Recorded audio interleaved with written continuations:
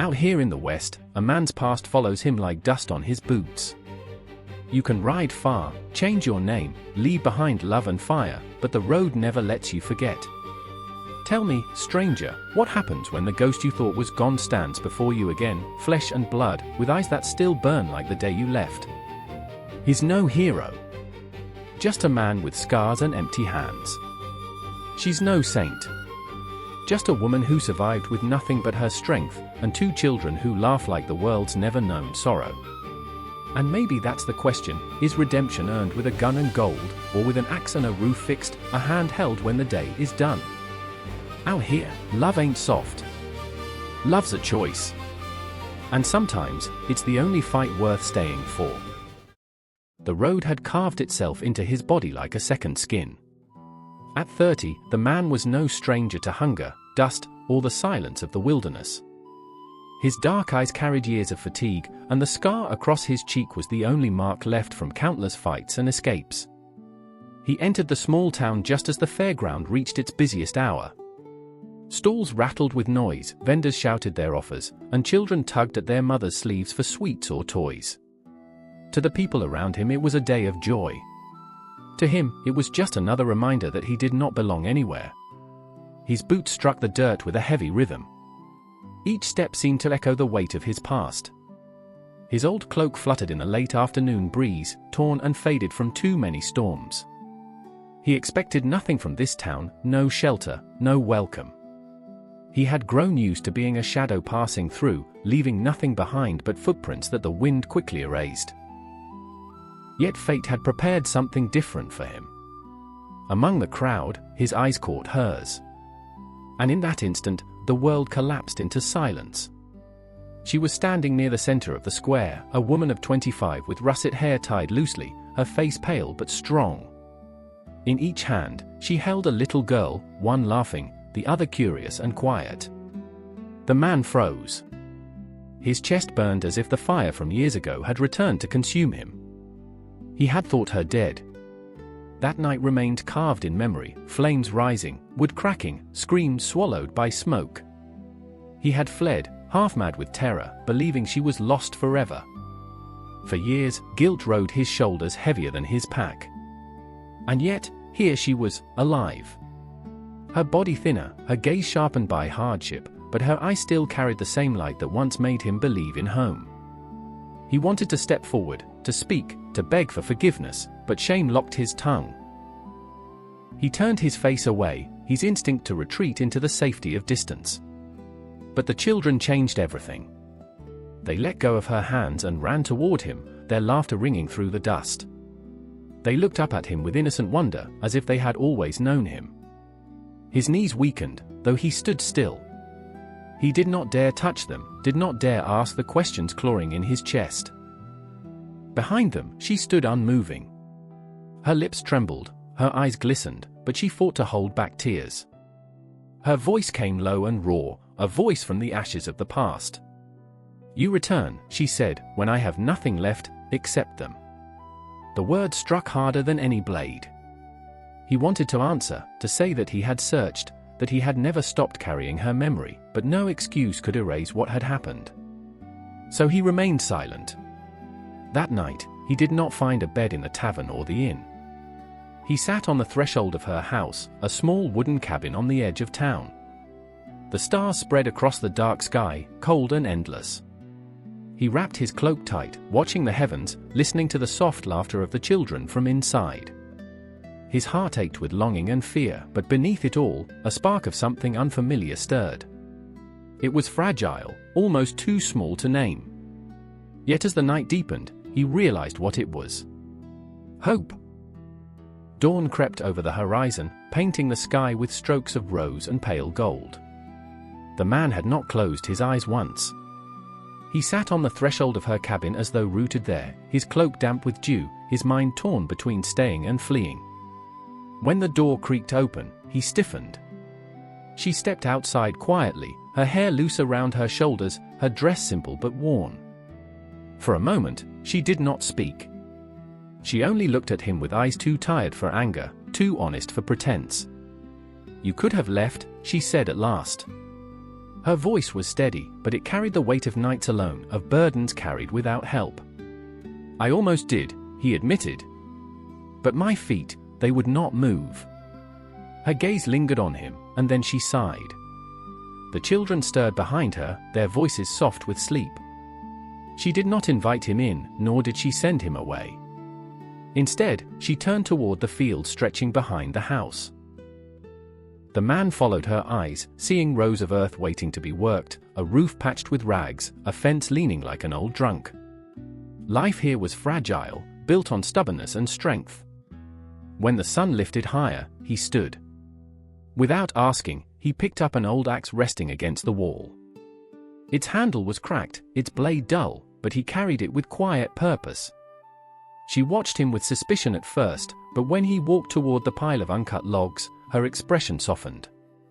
With a grunt, he split the first piece. The sound of wood cracking echoed like a vow. Hour after hour he worked. His hands, scarred by travel, bled anew as blisters rose, but he did not stop. The children, now fully awake, played nearby, their laughter mixing with the rhythm of the axe. Sometimes they came close, handing him smaller sticks, giggling when the chips flew. He smiled faintly, a smile he had forgotten he still had. From the doorway, she watched. At first, her arms were crossed, her face guarded. Yet as the sun warmed the earth and the stack of firewood grew, something shifted within her. She remembered the man he once had been, the boy who had promised forever before fire and fate tore everything apart. The years had changed him, carved hardness into his features, but beneath it she saw the same soul, struggling to find a place again. By midday he climbed onto the roof, hammering broken shingles back into place. Dust clung to his hair, sweat ran down his neck, but he did not complain. The children clapped when he nearly slipped, and he laughed for the first time in years, a sound rough and unfamiliar even to himself. When evening came, the fields glowed with the fading light. She prepared a simple meal, and though she said nothing, she left a bowl for him on the step. He ate in silence, grateful, humbled. The night grew cooler, and the children begged for a story. He listened as she told them one, her voice weaving gentle pictures of stars and rivers, her hand stroking their hair until they drifted into dreams. The man remained outside, staring into the fire he had built from the wood he split. For the first time in a long while, he did not feel like a ghost wandering roads without end. He felt the faintest root sinking into the soil beneath his feet, tying him to this place, to them. Tomorrow would bring more work, more silence, more hesitation. But tonight, he allowed himself the smallest truth: he wanted to stay. The next days unfolded like fragile steps on uncertain ground. The man rose with the dawn, his back stiff from sleeping on the porch. He never asked for a bed, never crossed the doorway without her word. Instead, he let his hands speak. He carried water from the well, mended the fence, and worked in the fields beneath the burning sun. Every swing of the hoe, every nail hammered into splintering wood, was his apology without words. The children followed him everywhere, their curiosity endless. They asked about the scar on his cheek, about the roads he had traveled, about the strange objects he kept in his pack. At first, he struggled to answer, but their laughter made it easier. He found himself telling small stories, tales of desert nights filled with stars, of coyotes howling on lonely trails, of rivers that glittered like silver in the moonlight. Their eyes widened with wonder, and in their laughter, he felt something he had long forgotten: belonging. Yet the woman kept her distance. She worked beside him in the fields, her hands rough from years of toil, her hair often tied back with a strip of cloth. She spoke little, and when she did, her words carried the weight of restraint. The man could see the years of struggle etched in her face, the battle she had fought alone, raising children with no one to lean on. Her strength humbled him, yet her silence tormented him. One evening, as the children slept, he gathered the courage to speak. Sitting by the fire he had built, he looked toward her where she stood in the doorway. "I thought you were gone," he said, his voice low. "That night. I ran. I should have stayed. I should have burned with you." Her eyes glistened in the firelight, but she did not weep. Instead, her voice came calm, steady, like the steady beat of a drum. You lived. I lived. The past does not return because you carry it. But the wound remains. And I will not let it open again. The words struck him, but they were not cruel. They were truth. He bowed his head, the fire crackling between them like a barrier. Silence grew, heavy and endless. Yet when she turned away, she left the door ajar, and not an invitation, but not a dismissal either. The following days were filled with quiet rhythm. He worked, she worked, the children laughed. Life became a fragile routine, each of them circling the other like wary travelers on the same road. And though the distance between them remained, the man began to sense that distance was not unbreakable. One afternoon, a storm rolled over the plains, dark clouds tearing the horizon apart. Rain hammered the roof he had mended, wind howled through the cracks in the fence. He rushed outside to secure what he could, lightning flashing across the sky. The children clung to their mother's skirt, wide-eyed with fear. And when the wind threatened to tear a shutter loose, he climbed the wall and held it until his arms shook, refusing to let the storm win. When it passed, they found him soaked, exhausted, but smiling faintly through dripping hair. The children cheered, and even she, standing in the doorway, allowed the smallest curve of a smile to break through her guarded face. That night, as the fire burned low, the man sat again outside. He lifted his eyes to the stars, whispering words he had never dared before. Let me stay. Let me be forgiven. He did not know if anyone heard, God, the night, or the woman within, but for the first time, the prayer did not feel empty. The days began to fold into one another, stitched together by labor and silence. The man found himself learning the rhythm of the household, when the children woke, when the fields demanded tending, when the evenings were meant for rest. Slowly, without words, his presence ceased to feel like intrusion. The chores that had once overwhelmed her became lighter with his hands beside hers. He cut wood before the morning chill had lifted, carrying armfuls to stack by the cabin. He carried water not just once but many times, so the jars were never empty. He patched clothes clumsily when the children tore them, laughing at his crooked stitches, though they wore his repairs with pride. These small acts did not erase the past, but they wove him into the present. The children grew bolder. They dragged him into their games, urging him to chase them through the tall grass, daring him to tell another story. They clambered onto his shoulders, shrieking with delight, until even the guarded mother could not help but smile. She never laughed aloud, not yet, but sometimes her eyes softened when she watched them. And he saw it, that fragile spark of trust, like a flame struggling against the wind. One evening, while the fields glowed with fading gold, he lingered near her as she worked. The air smelled of earth and smoke, and the hush of twilight settled around them.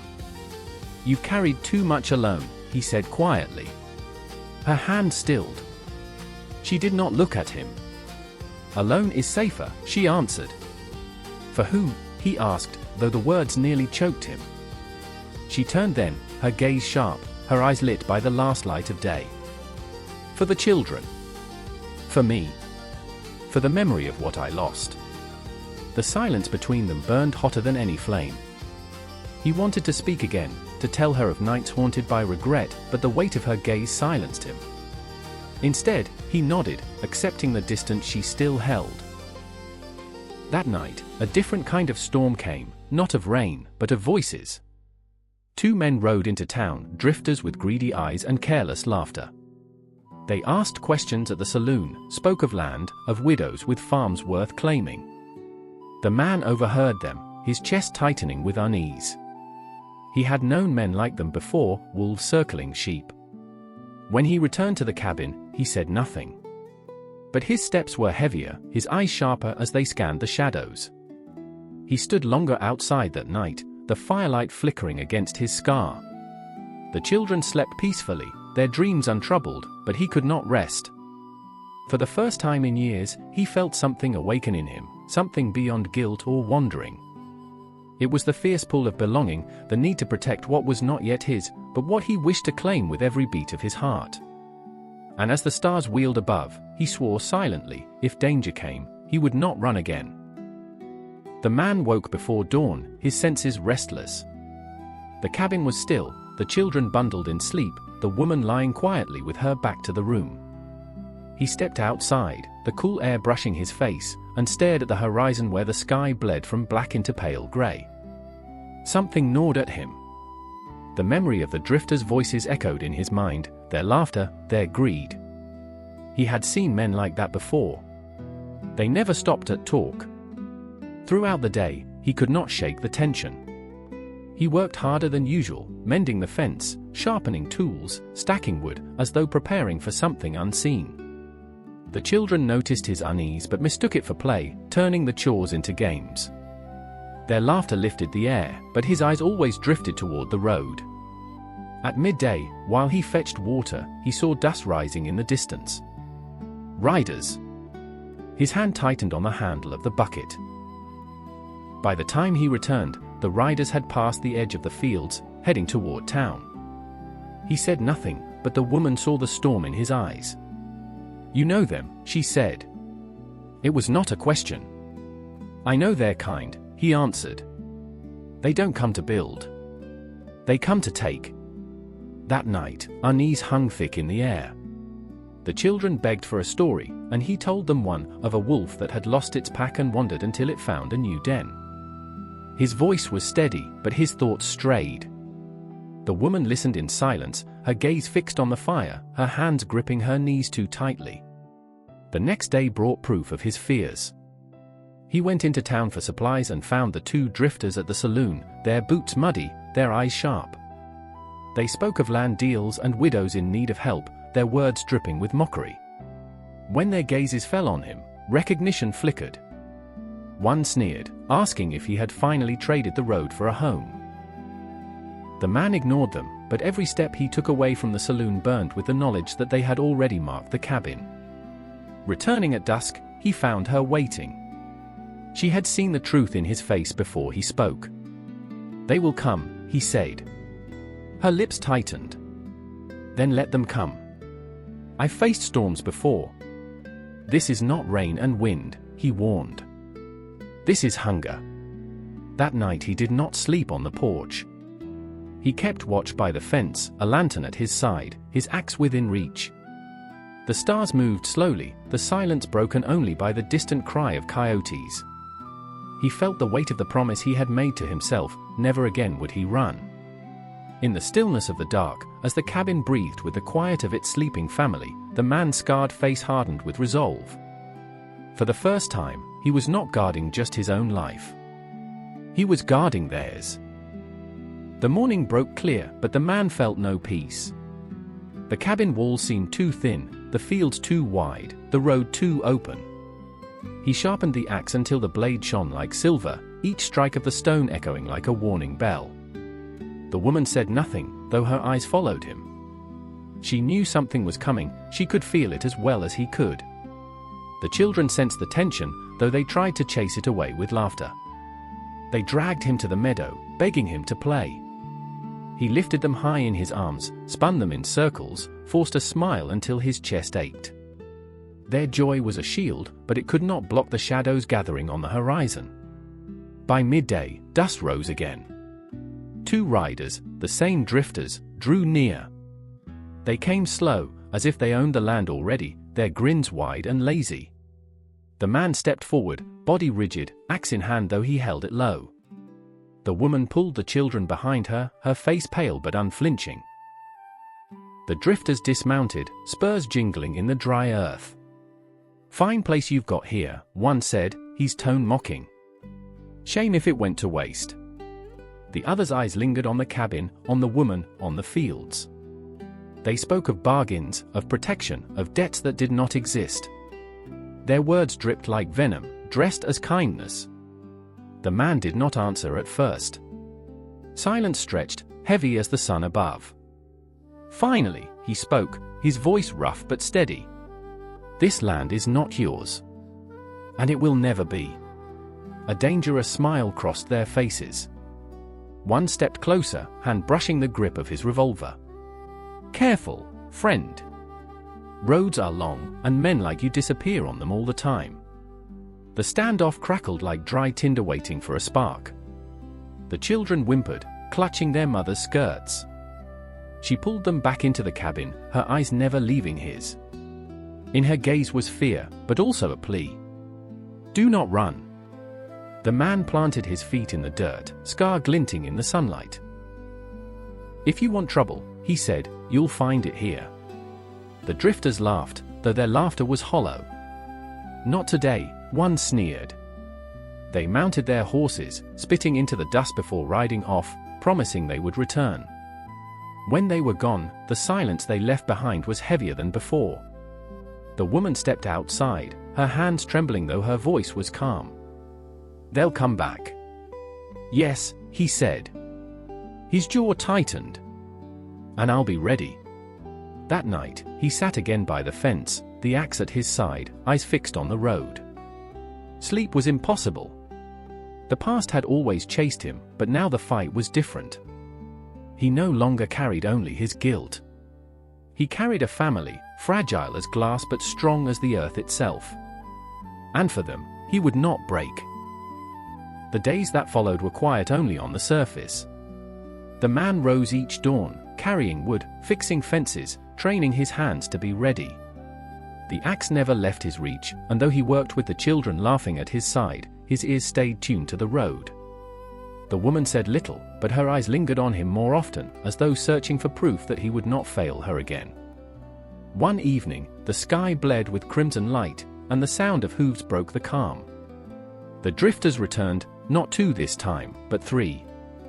Another man rode with them, taller, colder, with a rifle strapped across his back. Their approach was slow, deliberate, a storm carried on saddles. The children froze at the sight, clinging to their mother. The man stepped forward, shoulders squared, scar catching the dying light. The riders dismounted, spreading out like predators. "Told you we'd be back," one sneered. "This land looks better each time I see it." Their leader spat into the dirt, eyes narrowing. "I knew you're in the way." The man tightened his grip on the axe. He could feel his pulse hammering, but he forced his breath steady. He had run from fire once. He would not run from men. "This land belongs to her," he said, nodding toward the woman. "And as long as I stand, you will not touch it." The leader's smile was thin, like a knife. "Then maybe you won't stand long." His hand brushed the rifle strap, but he did not draw. "Not yet." Tension hung heavy, thicker than the twilight air. The woman pulled the children into the cabin, her voice urgent. The door slammed shut, leaving the man alone in the yard. The riders circled him, testing his ground, their laughter low and cruel. He shifted his stance, feet planted in the dirt, ready for what was coming. Minutes stretched like hours. Then, as quickly as they had come, the drifters mounted again. "Not tonight," their leader said. "But soon. You can't keep watch forever." Their horses kicked up dust as they rode into the dark, leaving only the echo of their promise behind. The man's chest heaved with breath he hadn't realized he was holding. He lowered the axe slowly, his hands trembling from the weight of what had nearly begun. When he turned, the woman stood in the doorway, her face pale but resolute. She said nothing, but in her silence was both fear and trust. That night, he did not sit only at the fence. He walked the perimeter of the land again and again, a lone shadow under the stars. The fields whispered with wind, the cabin glowed with faint firelight, and still he kept moving. For every step he took, he reminded himself of the vow he carried. This time, he would not abandon them. Sleep came only in fragments, but his resolve grew harder than steel. The wolves would return, he knew. And when they did, he would meet them, not as a wanderer, not as a man chained by guilt, but as a guardian of the only home left to him. The dawn of their final day together began in silence. The man woke before the first light touched the fields, his hand resting on the axe, his body stiff from another sleepless night. He knew the wolves would return, not with threats or laughter, but with steel and fire. He had seen the hunger in their eyes, and men like that did not let go once they marked a place. The woman came to stand beside him, her hair loose, her face pale in the half-light. She did not speak at first. Then, quietly, she said, "You should go. They won't stop until blood is spilled." He shook his head. "I've been running all my life. I won't run from this. Not from them. Not from you." Her eyes shone, torn between fear and something deeper. She wanted to believe him, but memory made her cautious. Still, she did not argue. Instead, she placed her hand briefly on his arm, the first time she had touched him since his return. The gesture was small, but it was enough to root him like an oak. By midday, the riders came. Dust rose high as their horses thundered down the road, the sun glaring behind them. 3 men, rifles gleaming, eyes hard. They rode as if the land were already theirs. The man stepped into the yard, axe in hand, body taut with resolve.